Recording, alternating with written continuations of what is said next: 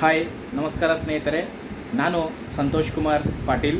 ಇಂದು ದ್ವಿತೀಯ ವರ್ಷದ ವಿದ್ಯಾರ್ಥಿಗಳಿಗೆ ಈ ಒಂದು ವಿಶೇಷವಾದ ವಿಡಿಯೋನ ಮಾಡ್ತಾಯಿದ್ದೀನಿ.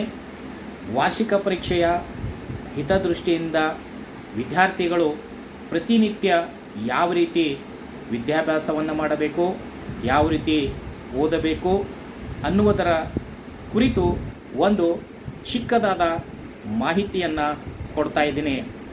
ವಿದ್ಯಾರ್ಥಿಗಳು 99% ಅಂಕಗಳನ್ನು ಪಡ್ಕೊಳ್ಬೇಕಾದ್ರೆ ಯಾವ ರೀತಿ ಓದಬೇಕು, ಯಾವ ರೀತಿ ಟೈಮ್ ಟೇಬಲನ್ನು ಹಾಕ್ಕೊಳ್ಬೇಕು, ಎಷ್ಟು ಗಂಟೆ ಓದಬೇಕು, ಹೇಗೆ ಓದಬೇಕು, ಯಾವ ಸಬ್ಜೆಕ್ಟನ್ನು ಯಾವ ಸಮಯದಲ್ಲಿ ಓದಬೇಕು ಎನ್ನುವುದರ ಕುರಿತು ಮೊದಲು ಒಂದು ಉತ್ತಮವಾದ ಟೈಮ್ ಟೇಬಲನ್ನು ಹಾಕ್ಕೊಳ್ಬೇಕು.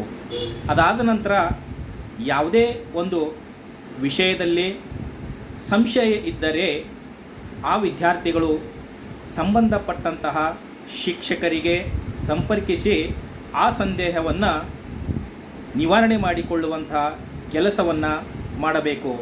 ಜೊತೆಗೆ ವಿದ್ಯಾರ್ಥಿಗಳು ಎಲ್ಲ ವಿಷಯಗಳನ್ನು ಅವಲೋಕನ ಮಾಡಿಕೊಂಡು ಯಾವ್ಯಾವ ವಿಷಯಕ್ಕೆ ಎಷ್ಟೆಷ್ಟು ಟೈಮನ್ನು ಕೊಟ್ಟು ಓದಬೇಕು ಎನ್ನುವುದರ ಬಗ್ಗೆ ಕುರಿತು ಗಮನವನ್ನು ಕೂಡ ಹರಿಸಬೇಕು.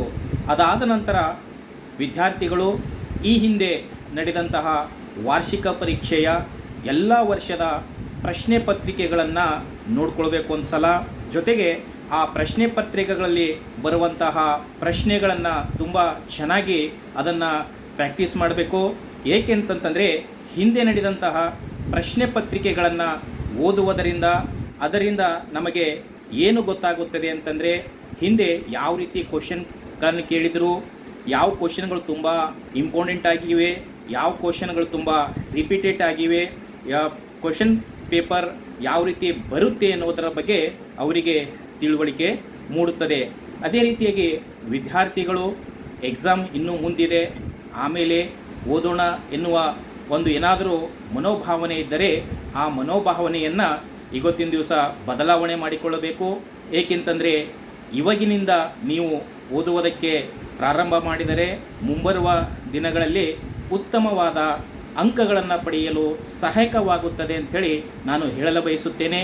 ಏಕೆಂತಂದರೆ ಒಬ್ಬ ವ್ಯಕ್ತಿ ಯಶಸ್ವಿ ವ್ಯಕ್ತಿಗಳಾಗಬೇಕಾದ್ರೆ, ಸಾಧನೆ ಮಾಡಬೇಕಾದರೆ ಸತತವಾದ ಪ್ರಯತ್ನ ಮಾಡಿದಾಗ ಮಾತ್ರ ನಾವು ಏನಾದರೂ ಸಾಧನೆ ಮಾಡೋಕ್ಕೆ ಸಾಧ್ಯವಾಗುತ್ತದೆ. ಅದಕ್ಕೆ ವಿದ್ಯಾರ್ಥಿಗಳೇ ತುಂಬ ಉತ್ತಮವಾದ ರೀತಿಯ ಸಮಯವನ್ನು ಸದುಪಯೋಗ ಮಾಡಿಕೊಳ್ಳಿ.